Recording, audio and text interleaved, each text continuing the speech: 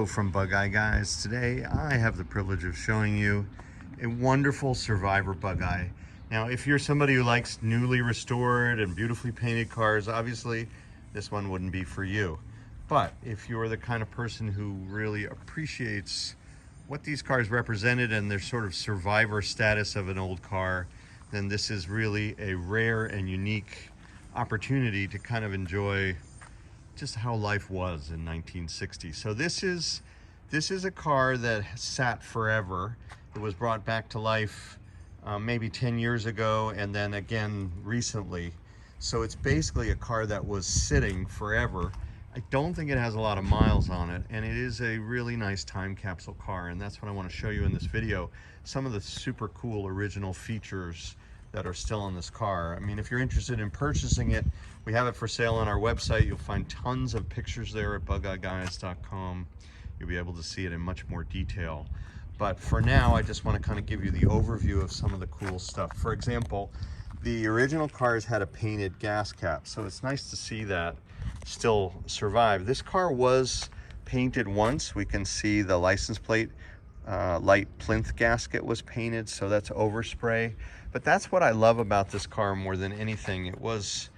It kind of captures the moment in history when if you had a Bugeye and there was maybe some stone chips from the tires on here, you would just slather a little Rust-Oleum paint on there and call it a day.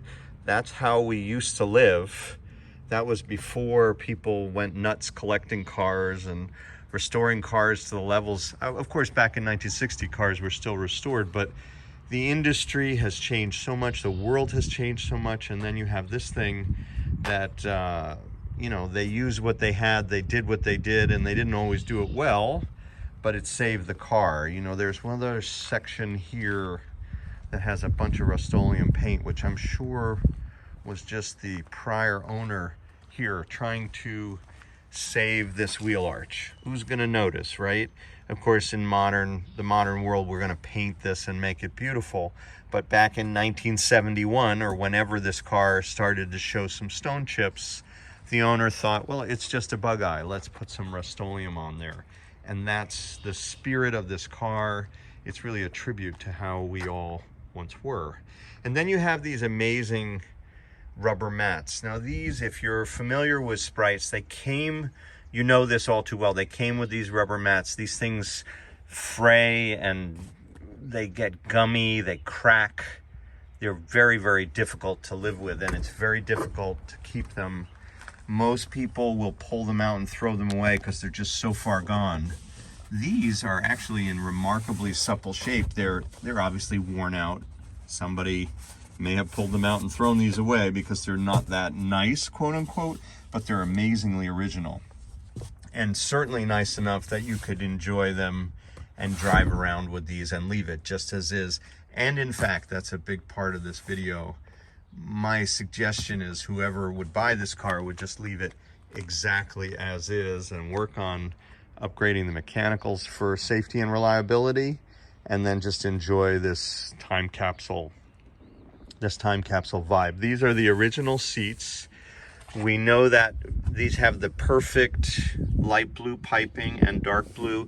You can see the texture of the vinyl. This is exactly how the factory vinyl looked.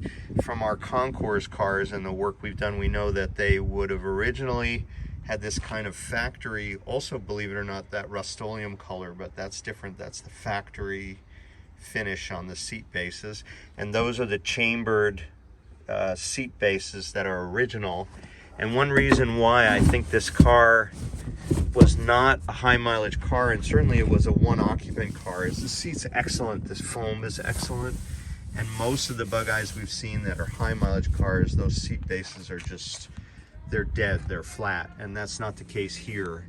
So that's what the original floor mat would have looked like, and that's a very rare item. This is what the original blue ribbed mat would have looked like. We sell in our parts catalog black mat, but we haven't been able to find a supplier for blue. It's nice to see that there. And then this same material was trimmed off on the floors and used in this section. And that's actually exactly how the factory shipped these cars. I believe the earliest cars did not have this piece. If I remember, we have to look at the charts, but the later cars, somewhere in 1959 or 60, they added this little thin strip of that same rubber mat, and then these came over the cross member, and it was one piece right up to this edge right here. So very special to see that. These are the original panels and all the correct screws for the panels and the original mirror and switches. Another really cool trivia thing, minute detail, that these were the engraved wiper switch, and then it was a smooth H, but the H was painted on, and they're almost always missing on these old cars. So here you see that no H, but it is the H knob and a W here. The new ones have the H engraved. Over on this side you see other features. This is the riveted original turnbuckle, and they were round. The new ones have a little more of a square profile, and these are almost always worn out like this. We've restored some of these for our concourse projects. Again, for this car, it's perfect. It's a little noisy at times, but I would leave it just like it is. There's no need to worry about it. It's just a fun detail. And then these are the original door pockets. They came with one screw here and a rivet here, and that's exactly how they did it at the factory. So it's nice to see that preserved. Here's where the footwell got a little bit more abuse. So again, this is what you normally would see with this rubber matting, that it gets beat up there. And there's the trademark lift to fill for the transmission fill plug, which is underneath there. So it's kind of cool to see that still there. The mileage, the speedo was changed, I can tell. It says 02453, but who knows? It's so common to have odometers break on these cars that the indicated mileage is almost irrelevant. Another really cool thing, these are the original wipers. The original wiper blades are intact here, and we also have on this side a triplex insignia. I don't know if you can see it, but it actually says L60. So this is the original piece of glass still in the car. So, you know, all in all, you have tons of amazing things. Those are bias ply white walls. The original bumper lived this way, you know, mounted this way. The Lucas headlights. So if you like Survivor cars, this is one that can be made. It drives well already. We'll make a driving video for you to see it, but it can be made even better to drive with new radials, or we can put on white wall radials. But it is just one of those rare opportunities for a Survivor car to be brought back to life. This is an original tonneau. You can tell they're the original because they have the white underside, or off-white. And of course, most of these are pretty beat up and weathered. We started to restore this one for this car with a new zipper, a new brass zipper. So we sewed that in. But these are the early 10X fittings. The new ones are not nearly this cool. I mean, they're nice, but these are just spectacular. So that's what we have today. Just a really fun tribute car. Even this horn push, they're not like this kind of gold patina inside there. Let's see if it still has, oh, letting me down. Well, I think it still has the Meet Me horn under the hood. We just have to make sure we make it work.